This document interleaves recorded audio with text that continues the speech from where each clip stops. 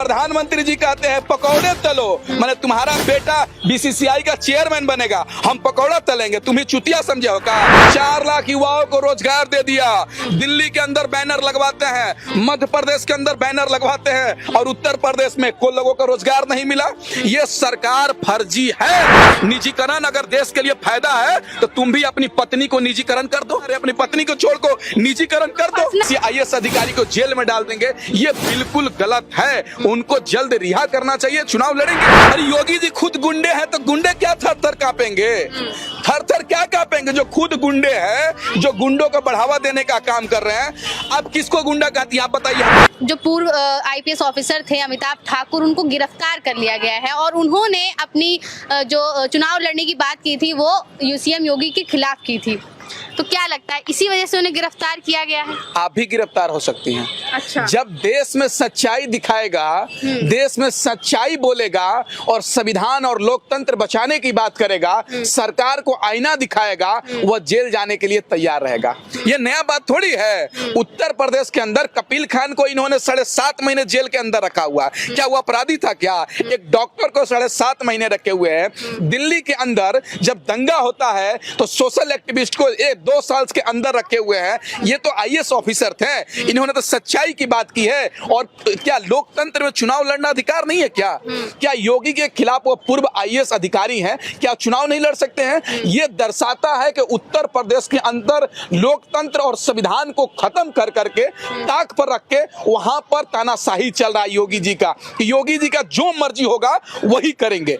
भाई योगी जी आपका बाप का उत्तर प्रदेश नहीं है कि किसी को आप चुनाव लड़ने नहीं देंगे, किसी IAS अधिकारी को जेल में डाल देंगे। ये बिल्कुल गलत है। उनको जल्द रिहा करना चाहिए, चुनाव लड़ेंगे। योगी जी आपराधिक मामले में 70 से अधिक उन पे केस थे, लेकिन जब मुख्यमंत्री बने अपने ऊपर से आपराधिक केस हटा दिए, अपने आप को चंगा बन गए, गंगा में नहा के चंगा बन गए। यही तो उत्तर प्रदेश के अंदर और देश के अंदर चल रहा है कि जो अपराधी लोग हैं, जो ताड़ी पार है, जिसके अंदर मुकदमा है, ताड़ी पार रह चुका है, जेल में चल गया है, वो देश का गृह मंत्री है। सत्ता में बैठने वाले लोग भारतीय जनता पार्टी के 90% सांसद दागी हैं, वो तो अच्छे हो गए। और लेकिन IAS अधिकारी बलात्कारी हो गया, वाह मुबारक हो। तो क्या मतलब ऐसा लग रहा है आपको कि किसी आम जनता को अपने मुकाबले में उतरने नहीं देंगे चुनाव? बिल्कुल। आप इनको कह तो दिए, इंदौर के अंदर एक चूड़ी बेचने वाले को नामर्द लोग मिलकर मारते हैं, उसको चूड़ियां तोड़ देते हैं, उसको पीटते हैं और फिर उसको बलात्कारी बता देते हैं, फिर उसको छेड़खानी करने का आरोप लगा देते हैं और उसके ऊपर पॉक्सो एक्ट के तहत 9 संगीन मामले दर्ज करके जेल में डाल दिए गए हैं। वो तो IAS अधिकारी हैं। देखिए ये दर्शाता है इस देश में कि लोकतंत्र को, संविधान को ताक के ऊपर रख दिया गया है और जो मर्जी वही सरकार कर रही है। यही तो चल रहा है। हो सकता है हम भी जेल जा सकते हैं। यही देखे होंगे दलित टाइम्स की एक पत्रकार को सच्चाई दिखा रही थी, जब धोबी घाट में तोड़ा जा रहा था उसको जेल में डाल दिया गया। सोशल एक्टिविस्ट सरकार से सवाल करता है, लोकतंत्र बचाने की बात करता है, किसानों की बात करता है, युवाओं की रोजगार की बात करता है, महिलाओं की सुरक्षा की बात करता है, कि उसके ऊपर देशद्रोही लग जाता है, UAPA लगता है। लेकिन जो देश तोड़ने की बात करता है उसको मंत्रिमंडल में शामिल कर लिया जाता है, MP MLA का टिकट मिल जाता है। सोशल एक्टिविस्ट की बात कर रहे हैं, वो लोग देश के खिलाफ बोलते हैं, तो उनको लगता है वो देशद्रोही है। इस मुकदमे में उनको अंदर किया जाता है। हम देश के खिलाफ बोलते हैं क्या? आप हमसे बड़ा देशभक्त हैं क्या योगी जी? RSS हमसे बड़ा देशभक्त है क्या?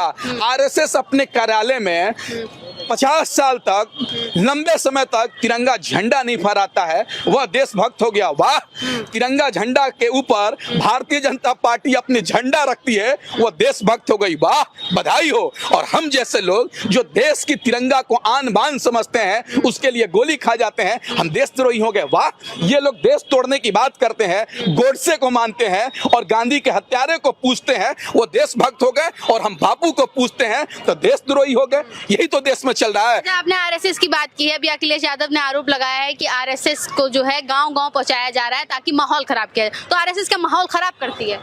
एक बात बताइए, जब देश में सेना है, थल सेना है, वायु सेना है, जल सेना है, तो आरएसएस के क्या जरूरत है?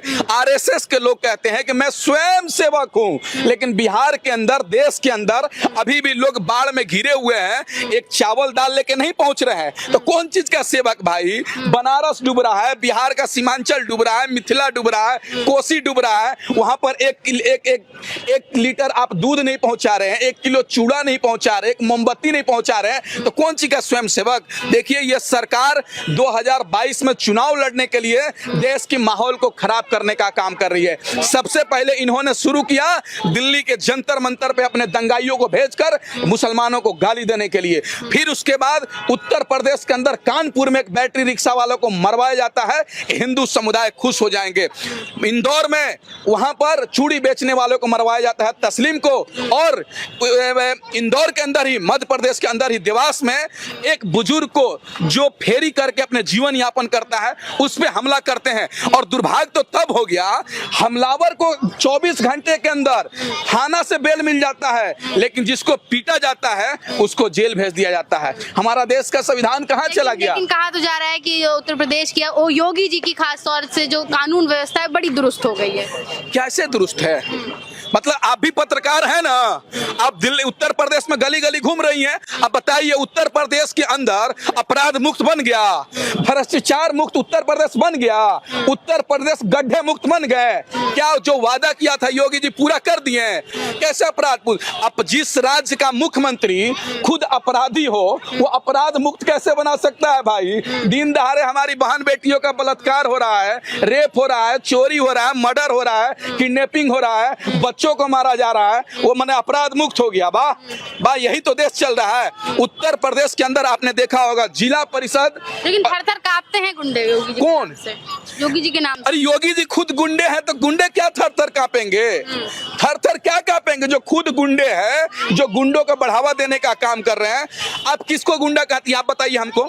जो एक गरीब समुदाय को, गरीब लोगों पे अत्याचार करता है, मारते हैं, आप उसको गुंडे कहती हैं कि नहीं कहती हैं? जो लोग उत्तर प्रदेश के अंदर मारते हैं गरीब युवक को, बैटरी रिक्शा वाला, उसको आप गुंडे नहीं कहती हैं? उत्तर प्रदेश के अंदर पूरे तरीके से जंगल राज नहीं, महाजंगल राज है, गुंडई राज है। वहां पर सरकार की तानाशाही रवैया चल रही है। पिछले साल आप चले जाइए ना, एनआरसी के खिलाफ आंदोलन चल रहा था, छोटे छोटे बच्चों पर, निहत्थे महिलाओं पर योगी सरकार ने गोली चलवाने का काम किया था। अभी सैकड़ों नहीं, हजारों लोगों को जेल के अंदर डालने का काम किया है। अरे चुनाव तो आने दीजिए, इनका जमानत जब्त होगा। उत्तर प्रदेश की जनता और देश की जनता मन बना चुकी है। इन दंगाइयों को ईंट का जवाब पत्थर से दिया जाएगा, इन भाजपाइयों को भगाने का काम किया जाएगा। लेकिन बोला जा रहा है विधानसभा चुनाव में किसानों की बड़ी भूमिका रहेगी, लेकिन अभी किसानों के लिए तो एक सौगात लेकर आ गए हैं, माफ कर दिए पराली जलाने के जो केस दर्ज थे वो माफ कर दिए हैं, जो कर्जा लिया गया था, जो उनसे भुगतान किए गए थे वो सब वापस कर दिए जाएंगे। 9 महीना 1 दिन से देश का किसान बॉर्डर पर बैठा हुआ है, दिल्ली के तमाम बॉर्डरों पर, और आप बात कर रही हैं किसानों के लिए तोहफा दे दिए। वाह, किसान 600 से ज्यादा शहीद हो गए, उनके बारे में प्रधानमंत्री जी और देश का कृषि मंत्री एक शब्द नहीं बोलता है, और आप कहती हैं किसानों को तोहफा दे दिए। वाह, आज देश की संपत्ति को बेचा जा रहा है और बोलते हैं राष्ट्रवाद। देश की संपत्ति को बेच रहे हैं, देश के लिए बेच रहे हैं। इतनी आर्थिक तंगी से जूझ रहा है देश, माने देश के उसमें ही तो लगेगा पैसा विकास में। फ्रिज, कूलर, चौका, बर्तन, मोटरसाइकिल, घर के सामान को बेचना राष्ट्रवाद कहलाता है क्या? माने घर के संपत्ति को बेचना राष्ट्रवाद कहलाता है? ये कौन सा विकास है कि जूता बेच दे, चप्पल बेच दे, कुर्ता बेच दे और उसको मोनेटाइजेशन कहेंगे? ये कौन सा विकास है भाई? ऐसा विकास नहीं चाहिए मोदी जी जिसमें देश की संपत्ति को बेच दिया जाएगा। ये सरकार कहती है कांग्रेस ने किया क्या? अरे भाई, जो लोगों ने, सरकार ने 75 साल में किया, आप उसी को तो बेचने का काम कर रहे हैं। रेल को बेच रहे हैं, भेल को बेच रहे हैं, तमाम चीज को बेचने का काम कर रहे हैं। आज बताइए, पहले 3 रुपए का रेलवे प्लेटफार्म टिकट हुआ करता था, आज के अंदर 25-25 रुपए का प्लेटफार्म टिकट बट रहा है, बिक रहा है। आज देख लीजिएगा, अगर रेलवे को प्राइवेटीकरण हो गया, निजीकरण हो गया, तो 50 रुपए का प्लेटफार्म टिकेगा और यहां से बिहार जाने के लिए 2000 का टिकट कटाना पड़ेगा। मैडम, देश की जनता को निजीकरण के नाम पर मजाक कर रहे हैं आप। निजीकरण अगर देश के लिए फायदा है तो तुम भी अपनी पत्नी को निजीकरण कर दो।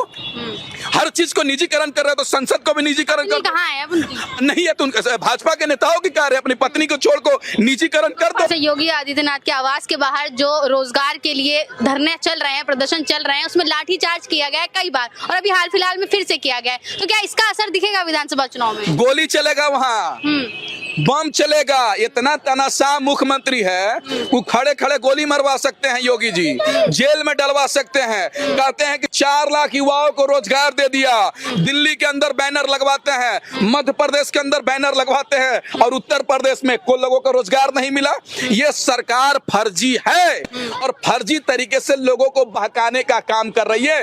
अभी तो धर्म का फिल्म चटाई हुई है।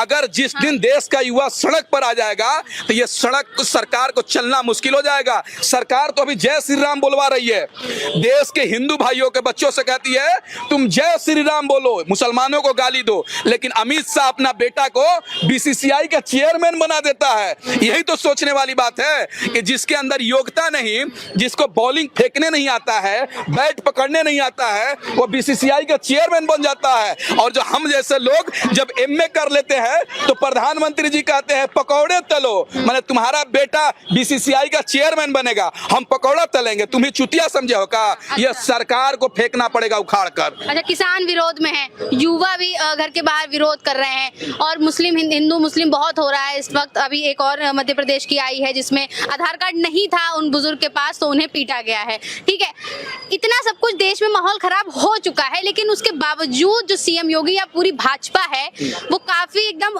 कॉन्फिडेंट नजर आ रही है कि 300 फूल तो आराम से खिल ही जाएंगे, डर नहीं है किसी भी चीज का। कौन बोल दिया डर नहीं है? आप योगी जी का, मोदी जी के जाके बीपी चेक कीजिएगा ना, ऐसे बीपी हाई है। वो जान रहे हैं कि जिस तरीके से बंगाल की जनता ने इनको भगाने का काम किया है, उसी तरीके से उत्तर प्रदेश के अंदर, उत्तराखंड के अंदर 5 राज्य में भारतीय जनता पार्टी का जमानत जब्त होने जा रहा है।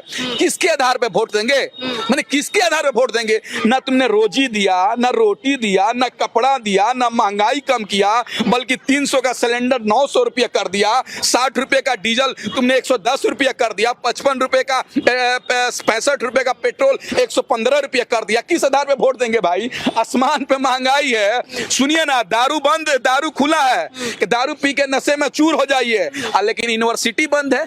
ये सरकार चाहती है कि देश में गरीब के बच्चे नहीं पढ़े, जाहिल रहे, सरकार से सवाल नहीं करे। ये योगी सरकार हर मसले पे फेल है। अब किसी भी मामले उठा कर दीजिए, मैं आपसे बहस करने को तैयार हूं और भारतीय जनता पार्टी के नेताओं से बहस करने को तैयार हूं कि तुमने 4.5 वर्ष में यूपी के अंदर कोई काम नहीं किया है। देश के अंदर 7 वर्ष में तुमने हिंदू मुस्लिम नफरत के सिवा कोई काम नहीं किया है और तुमने बस एक काम किया है तो हमारे बीच में फूट डालने का काम किया है और कुछ नहीं किया है। ये 15 अगस्त 1947 से पहले हिंदू मुस्लिम सिख ईसाई सब लोगों ने साथ मिलकर इस देश को आजादी दिलाया है, तो आजादी के बाद भी हिंदू मुस्लिम सिख ईसाई मिलकर इस देश को आगे बढ़ाने का काम करेंगे।